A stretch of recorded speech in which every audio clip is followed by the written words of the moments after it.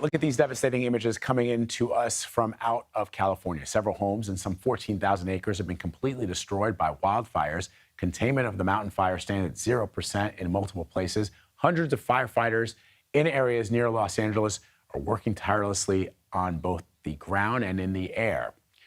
Red flag warnings remain in effect for thousands. CBS News correspondent Jonathan Vigliotti is live in Ventura County with the very latest. Jonathan, this began just yesterday, and it's grown incredibly quickly. What can you tell us about how it all started?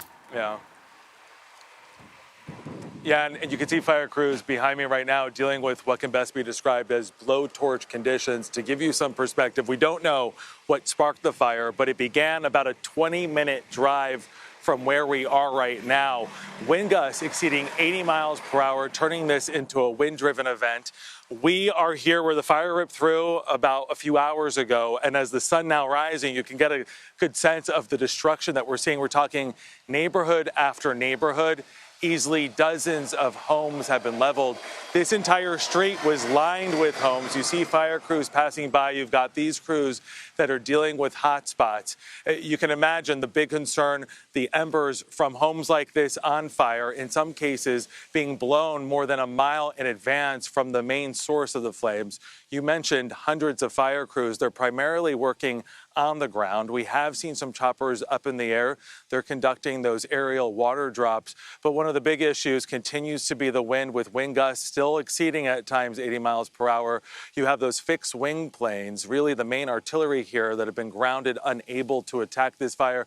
As we pan over here, you can make out the smoke on the horizon. I know that we have some chopper and aerial shots where you can see the fire still burning very actively out of control. 0% containment. Again, when you've got these flames up on those hilltops, prime location for that wind to continue to blow this fire out of control. And the big concern right now is really trying to get ahead of it. We're talking, Vlad, many threats on many fronts, and you have a workforce here working around the clock, understaffed, a lot because of exhaustion, really working around the clock to contain this thing.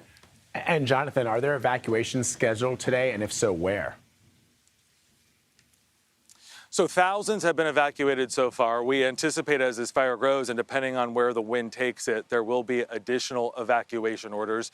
The National Weather Service actually had to evacuate from its office in nearby Oxnard. It's now operating out of San Diego. Again, it's still unclear where this fire is going to go. We know that with these homes and still many hot spots in them, there are neighborhoods behind this that are now impacted. That's why you see this really active scene here with fire crews driving up and down, really trying to contain those hot spots to protect the homes that have survived.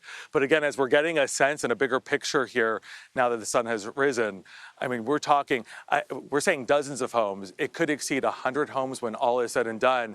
And again, 14,000 acres in just a 6-hour period of time. We're expecting an update later on today where we know that number is going to grow because the fire is still actively burning, Vlad. Wow. All right, Jonathan Vigliotti for us this morning. Jonathan, thank you very much. Stay safe.